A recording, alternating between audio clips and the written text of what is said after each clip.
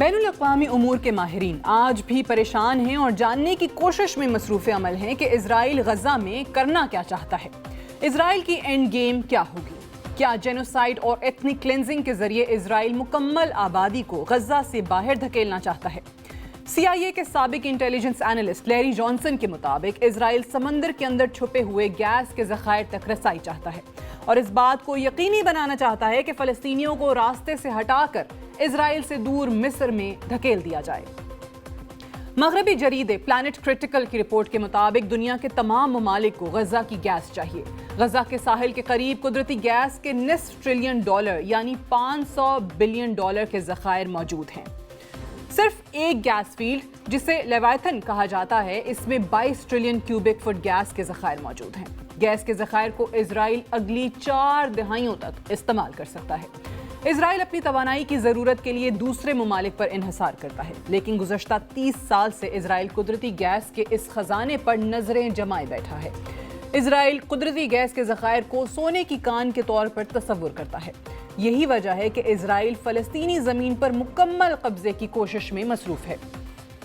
فلسطین کے قدرتی گیس کے ذخائر نہ صرف اسرائیل کی ایک طویل مدت تک انرجی کی ضرورت پوری کر سکیں گے، بلکہ یورپ کی انرجی کی کمی بھی پوری ہو سکے گی۔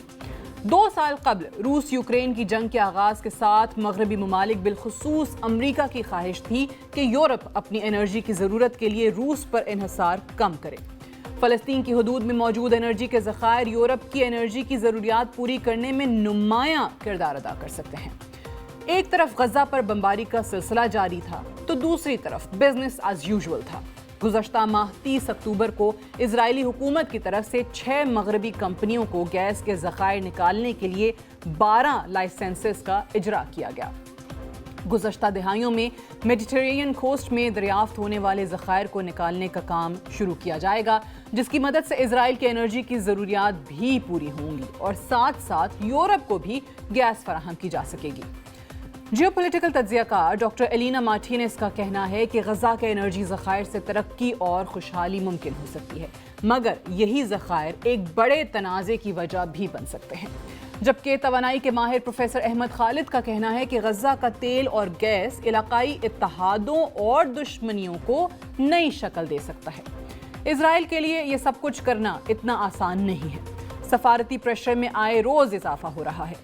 اسرائیل اور امریکہ غزہ میں کارروائی کی بدولت دنیا میں تنہا ہوتے ہوئے دکھائی دے رہے ہیں۔ مغربی دنیا میں امریکہ کے خلاف ایک غم اور غصہ پایا جاتا ہے۔ اب صورتحال ماضی والی نہیں رہی۔ آج سے 3 روز قبل امریکی صدر جو بائیڈن نے واشنگٹن پوسٹ کے آرٹیکل میں ایک بار پھر سے کھل کر اسرائیلی حکومت اور غزہ پر جاری آپریشن کی حمایت کا اعلان کیا تھا اور ساتھ ہی ساتھ 2 ریاستی فارمولے کی بھی حمایت کا ایک بار پھر سے اعادہ کیا۔ امریکی صدر کا نقطۂ نظر ایک طرف اسرائیل کی موجودہ پالیسیز اور نیتن یاہو کی حکومت کی موجودگی میں 2 ریاستی فارمولا کسی صورت نافذ العمل نہیں ہو سکے گا۔ امریکہ کو معلوم ہے کہ ایک وقت میں 2 مختلف نظریات کی بات نہیں ہو سکتی۔ امریکی حکومت کو سب سے زیادہ امریکہ کے اندر سے مزاحمت کا سامنا کرنا پڑ رہا ہے۔ اسرائیل کی اب پہلی والی سپورٹ بیس امریکہ میں موجود نہیں ہے۔ ایک نئی نسل پروان چڑھ چکی ہے جو مختلف طریقے سے سوچتی ہے اور حماس اور غزہ کی حمایت میں کھڑے ہیں۔ نئی نسل اسرائیل کو ایک قابض اور بلی کے طور پر دیکھ رہی ہے۔ ویڈیو شواہد جو سامنے آ رہے ہیں وہ کسی طور پر بھی اسرائیل کے حق میں نہیں جا رہے، جبکہ سابق UN weapons inspector Scott Ritter کا کہنا ہے کہ غزہ میں جاری جنگ جرائم کا ویسٹ نہیں امریکہ ذمہ دار ہے۔ ویسٹ اسرائیل کو اسلحہ نہیں دے رہا، صرف امریکہ اسرائیل کو اسلحہ دے رہا ہے۔ اسرائیل امریکہ کے بنائے JM بامز جن کا وزن 2000 پاؤنڈ ہے وہ گرا رہا ہے۔ امریکہ سیٹلائٹ کے ذریعے انٹیلیجنس فراہم کر رہا ہے اور امریکہ کے تیار کردہ جہازوں سے بم گرائے جا رہے ہیں۔ آج ہم یعنی امریکہ بھی غزہ میں اتنا ہی ذمہ دار ہے جتنا اسرائیل ذمہ دار ہے۔ آج کے اس ایڈیٹوریل کو ہم اس نقطے پر کنکلوڈ کرتے ہوئے واضح کرتے ہیں کہ اسرائیل، امریکہ اور یورپ کے لیے جینوسائیڈ یا ایتھنک کلینزنگ کی کوئی حیثیت نہیں۔ اسرائیل اور یورپین ممالک کے لیے قدرتی گیس کا حصول سب سے اہم ہو چکا ہے اور مغربی حکمرانوں کی نظر میں عوامی رد عمل اور احتجاج بے معنی ہے۔